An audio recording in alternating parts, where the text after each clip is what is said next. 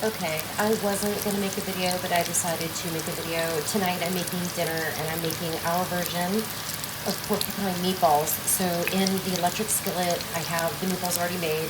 To make the meatballs, all you're gonna do is take a pound of ground beef and a box of rice A Roni beef mix, and you're gonna mix the rice, the beef, and the seasoning packet. Mix it together, make your meatballs, throw them in the skillet, and we're going to brown them on all sides. Once they're brown on all sides, I'm gonna add some beef bouillon cubes along with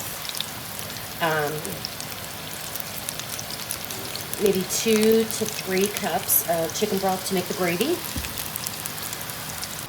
Over here, I have my white rice that I'm gonna serve it with. And in the oven, I have my loaf of quick rustic bread baking. We're gonna flip our meatballs to get them brown on all sides.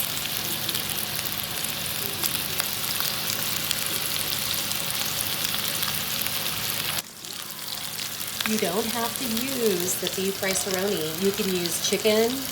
You can even use the wild rice rice A Roni to make your meatballs too. It'll just have a different flavor, but it'll still be good.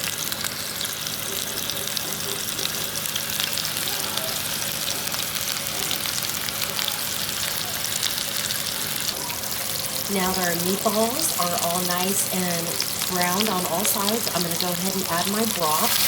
You're gonna need to make sure that your meatballs are covered most of the way.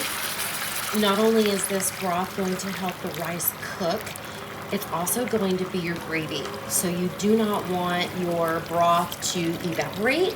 You want to make sure that there's plenty of liquid. So I'm going to go ahead and use all 4 of this chicken broth.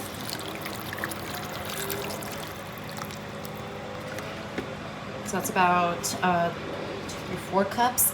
And then I'm going to go ahead and add the beef bouillon. And we're gonna let that come back up to a boil. And then we're gonna cover it and we're gonna let it simmer until the rice is cooked, about 20 minutes.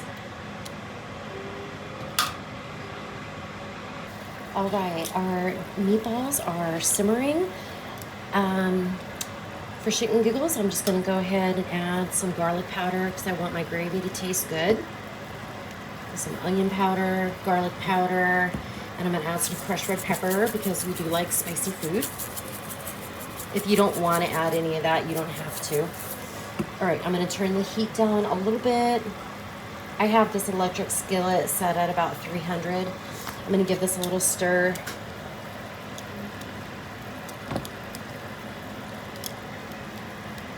We're gonna cover it and we're gonna let it cook for about 20 minutes or until the rice is completely cooked through.